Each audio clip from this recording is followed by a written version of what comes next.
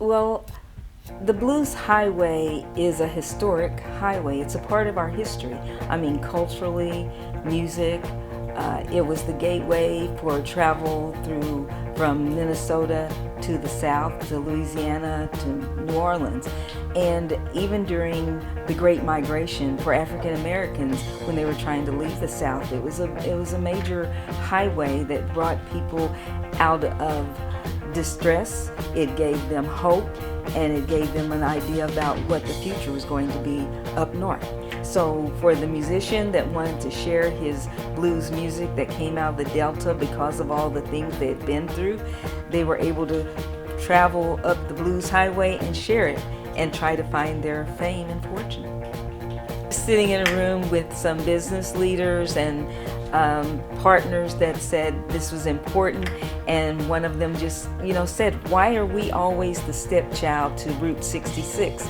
Let's make Highway 61 valued. And I thought about it, and then when I look at Route 66, it doesn't go even as far anymore.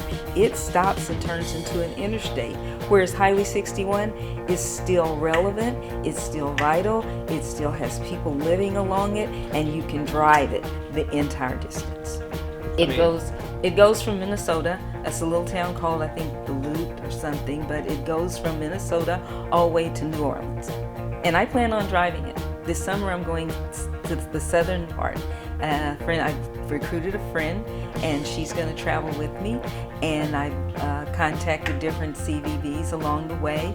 And the one in Clarksdale, Mississippi, I sent a postcard because we designed a postcard for Highway 61, and I sent the postcards to all of the CVB directors and told them what we were doing, because they're all vital to this. Everyone that lives along, it's not just a Missouri thing, even though I've got the resolution for Missouri. It is all along every single state that it passes through. So a gentleman from Clarksdale, Mississippi, he actually contacted me, and they're opening a museum. And when you look at the pictures from the museum, it shows all the different states. It's taking it along the way, and so their display is going to highlight that. And that's just enough distance for us to get motor coaches. So we're partnering because it's important that if there's a motor coach group that wants to come to Cape Girardeau, and then they can spend the night and travel on to Clarksdale, Mississippi. There you go.